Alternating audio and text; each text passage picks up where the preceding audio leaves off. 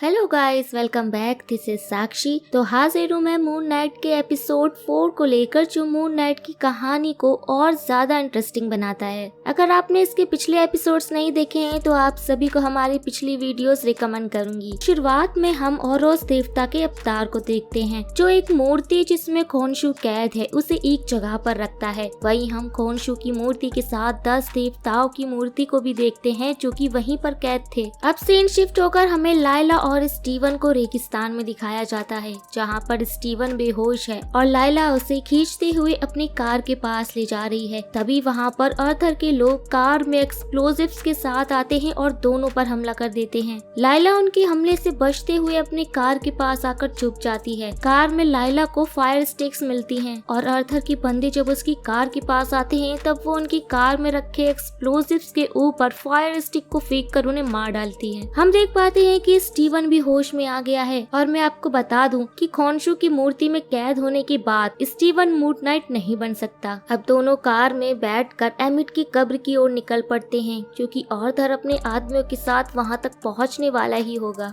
तो रास्ते में स्टीवन लाइला को बता देता है कि मार्क और उसके बीच एक सौदा हुआ है, जिसमें एमिट देवी का चक्कर खत्म होते ही मार्क हमेशा के लिए स्टीवन की बॉडी से चला जाएगा। ये सुनकर लाइला दोनों पर भड़कती है कि उन्होंने ये फैसला आपस में ही कर लिया। उसकी मर्जी तो छोड़ो, मार्क ने उसे ये बात बताई तक नहीं। मार्क भी अब बॉडी का कंट्रोल स्टीवन से मांगता है, पर स्टीवन उसी बॉडी का कंट्रोल नहीं देता। तभी वो इस जगह पर पहुंच जाते हैं जहां पर आर्थर खुदाई करवा रहा था। वो देखते हैं कि आर्थर के आदमियों के टेंट और कार भी खड़ी हुई है। आर्थर का एक भी आदमी उन्हें दिखाई नहीं देता, क्योंकि वो अंदर गुफा में चले गए थे। इसलिए दूसरा रास्ता ढूंढने के लिए दोनों उनके सामान को चेक करने लगते हैं। मार्क बोलता है कि वो इस कंडीशन को उससे बेहतर संभाल सकता है, पर स्टीवन बॉडी का कंट्रोल देने से मना कर देता है। अब स्टीवन की बातों से मार्क समझ जाता है कि स्टीवन लाइला को पसंद करता है और वो उसे अपनी वाइफ से दूर रहने को बोलता है। वहीं टेंट में हम एक हथौड़े को देखते हैं जिस पर खून लगा हुआ था। अब गुफा में जाने के लिए दोनों तैयार हो रहे थे, जिसमें दोनों एक दूसरे के करीब आते हैं, पर स्टीवन लाइला को दूर करके उसे बता देता है कि मार्क खोनशु की वजह से उसके पास नहीं आ रहा है, क्योंकि खोनशु लाइला को अपना अवतार बनाना चाहता है। लाइला अगेन शॉक थी और स्टीवन से बोलती है कि ये फैसला उसका है, ना कि मार्क का। यहाँ वो स्टीवन को बोलती है कि उसे ईमानदार लड़की पसंद है और देन दे शेयर अ किस। लाइला के अंदर जाने के बाद मार्क एक पंच स्टीवन को मारता है, क्योंकि उसने उसकी लाइला को किस किया। और फिर हम स्टीवन को गिरते पड़ते लुढ़कते हुए गुफा में आते हुए देखते हैं। अंदर की मूर्तियों को देखकर स्टीवन बहुत एक्साइटेड था। वहीं जमीन पर लाइला अपनी फादर का नाम लिखती है और दोनों आगे बढ़ते हैं, जहाँ उन्हें रास्ते में गोलियां मिलती हैं। वहीं पर उन्हें एक मैप मिलता है और वहाँ पर हमें ये पता चलता है कि एमिट का पिछला अवतार यूरोप से था और वो एमिट की आवाज था। आगे बढ़ने पर चैम्बर में उन्हें एक हाका पुजारियों के बारे में पता चलता है कि हाका जादूगर हुआ करते थे, जो मकबरे की रखवाली के लिए रहते थे। वहाँ उन्हें जमीन पर खून और कुछ इजिप्शियन बॉक्सेस में बॉडी पार्ट्स भरे हुए मिलते हैं। तभी उन्हें कुछ गोलियों की आवाज के साथ हाका की आवाज भी सुनाई देती है। ये देखकर स्टीवन आगे जाने से मना कर देता है और दूसरा रास्ता ढूंढने के लिए स्टीवन ऊपर बने एक फ्लोर पर आता है, जहाँ उसे मम्मी बनाने का सामान दिखता है। और वहाँ स्टीवन को दूसरा रास्ता भी मिल जाता है, पर लाइला ऊपर आए उससे पहले वहाँ पर हाका पुजारी का एक आदमी बॉडी के साथ आता है और उसकी बॉडी को काट करके उसके ऑर्गन्स निकालने लगता है। लाइला वहीं पर छुपी हुई थी और हक्का का ध्यान लाइला की ओर जाने लगता है। ये देखकर स्टीवन आवाज करके हक्का को अपनी ओर बुलाता है। लाइला भी हक्का का ध्यान भटकाने के लिए एक बोतल उठाकर दूर फेंक देती है और जब हक्का उस आवाज की ओर जाता है तो स्टीवन हक्का पर एक टेबल फेंक कर उसे घायल कर देता है और दोनों अलग अलग रास्ते से गुफा के अंदर चले जाते हैं। लाइला एक खाई में गिरने से बचती है और खाई बहुत ही ज्यादा गहरी थी। लाइला को वहीं पहाड़ के नीचे किनारों से होता हुआ एक रास्ता जाता हुआ दिखता है, तो वो उन चट्टानों से होते हुए आगे बढ़ती है और जैसे जैसे वो आगे बढ़ती है वैसे वैसे पीछे का रास्ता टूटता जाता है।